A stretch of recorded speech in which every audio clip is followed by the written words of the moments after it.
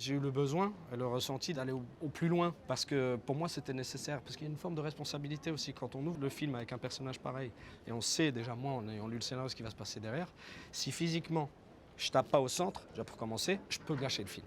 Je peux le détruire de l'intérieur.